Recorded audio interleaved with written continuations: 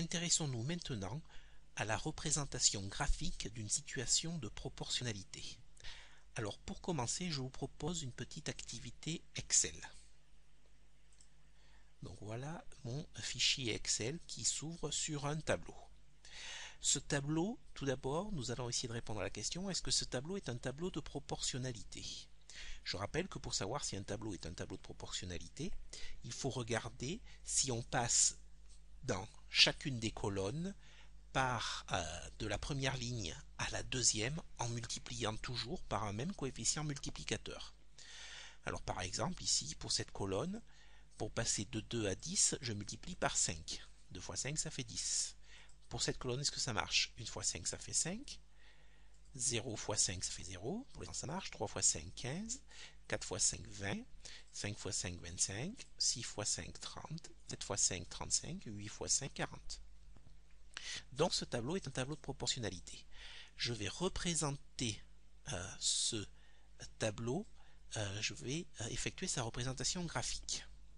Alors pour cela je vais utiliser la partie grapheur de mon tableur et je vais aller dans Insertion et je vais faire mon graphique ici. Je vais cliquer sur nuage de points reliés les uns aux autres.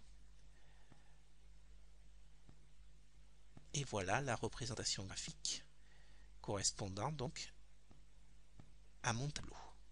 Alors en fait, je vais décaler un tout petit peu. Ici, sur l'axe des abscisses, je retrouve ma première ligne. Et sur l'axe des ordonnées, je retrouve ma seconde ligne. Et donc, les points correspondent aux coordonnées données par chacune des colonnes. Le premier point ici, c'est le point de coordonnées 0, 0. Le second point qui est là, c'est le point de coordonnées 1 et d'abscisse 5. C'est cette colonne. Ce second point, c'est le point d'abscisse 2 et d'ordonnée 10, c'est-à-dire ce point. Le troisième point, c'est le point d'abscisse 3 et d'ordonnée 15, c'est-à-dire ce point correspondant à cette colonne, et etc., etc., etc. On constate ici que la représentation graphique d'une situation de proportionnalité est une droite qui passe par l'origine. Alors, est-ce que ce type de représentation graphique peut être valable pour d'autres situations qui ne sont pas forcément des situations de proportionnalité? Je vous propose, regardez, de passer à un autre tableau. Je vais cliquer ici sur l'onglet Feuille 2. Voilà ici un nouveau tableau. Est-ce que ce tableau est un tableau de proportionnalité?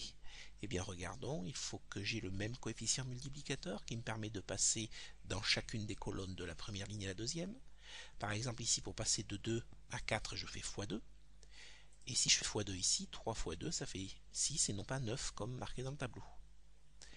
4 x 2 ça fait 8 et non pas 16. Donc ce tableau n'est pas un tableau de proportionnalité. Je vais représenter graphiquement ce tableau de proportionnalité et voir quel type de graphique j'obtiens. Et bien regardez ici, mon graphique n'est pas une droite.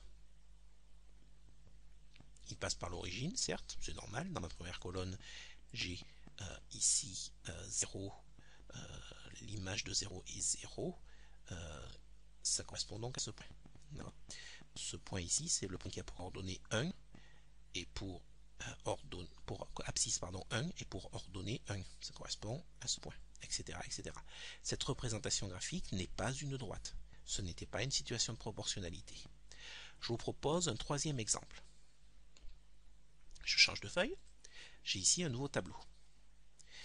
Est-ce que ce tableau est un tableau de proportionnalité? Regardons. Pour passer par exemple de 1 à 8, je multiplie par 8.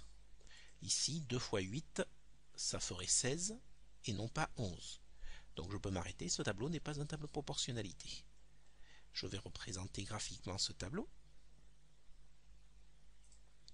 Insertion, nuage de points. Voilà. La représentation graphique de ce tableau est une droite, mais vous constatez que cette droite ne passe pas par l'origine.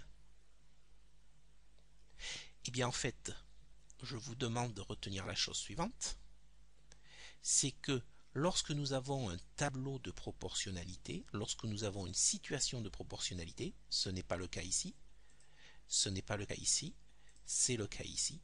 Lorsque nous avons une situation de proportionnalité, la représentation graphique est une droite qui passe par l'origine. Si nous avons une courbe quelconque, ce n'est pas une situation de proportionnalité qui est représentée. Si nous avons une droite, mais cette droite, si elle ne passe pas par l'origine, ce n'est pas une situation de proportionnalité non plus. Alors, qu'est-ce qu'on va retenir? Qu'est-ce qu'on va écrire dans le cahier? Je vous propose de retenir la chose suivante. Si nous avons ce genre de graphique, ici nous observons une courbe, ce n'est pas une droite. Conclusion, il n'y a pas de proportionnalité. En effet, la représentation graphique n'est pas de droite. Deuxième cas, si nous avons une représentation graphique qui ressemble à cela. C'est bien une droite.